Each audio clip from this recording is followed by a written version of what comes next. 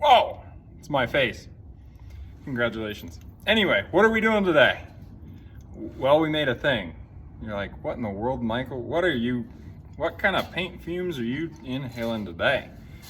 Well, the primer kind, those are the best kind. But no, I had a problem. Well, I didn't have a problem. There's always a fun obstacle to overcome. And so I made a solution, as always, because nothing's gonna stop us ever.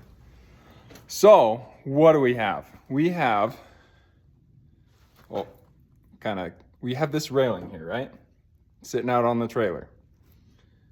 And the bottom of it gets attached to the deck. But the top of it gets attached to the CMU wall, which is it's like fake rock with a plywood sheet behind it. And I was thinking, the top of this thing needs to be supported, right? And so we're talking to the guy running the job, and he's like, well, just put a big old screw through there and a tube, and that should be good enough. And I was like, I don't like that. I don't like that one bit. I don't like that at all. And so what have we done? Well, we have the tube, but this goes in the railing for essentially a jack. So this is the sleeve that holds the jack into the railing. And then we have this little rubber piece that goes on the end. And so we can screw it open, and it'll push against the CMU wall. And so that'll help stabilize the top. But, as always, those things are real uneven.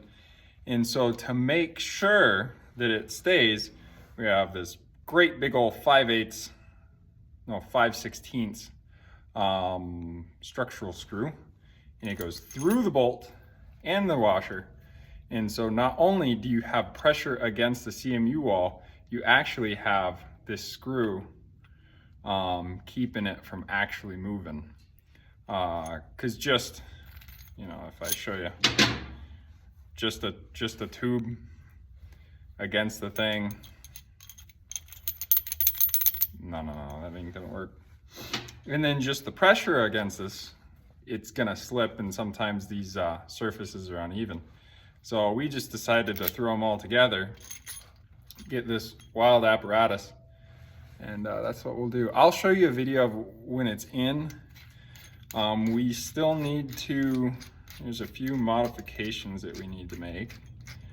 One is, well, this nut needs to be about half the size, because I only accounted for about 1 inch gap on each side, and this is about 1.5 inches, so that's not gonna fit. The other thing is I want to shorten this bolt, because I have to use the lathe to go all the way through it, and if I get a shorter bolt, it won't take so long. So I'll get a bunch of these bolts at a shorter span, and then we'll drill through them. We'll add,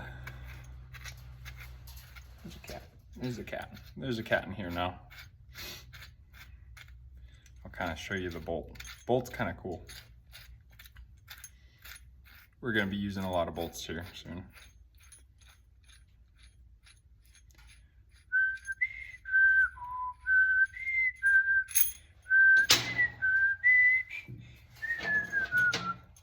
Okay, anyway, so here's what we got to make 12 of.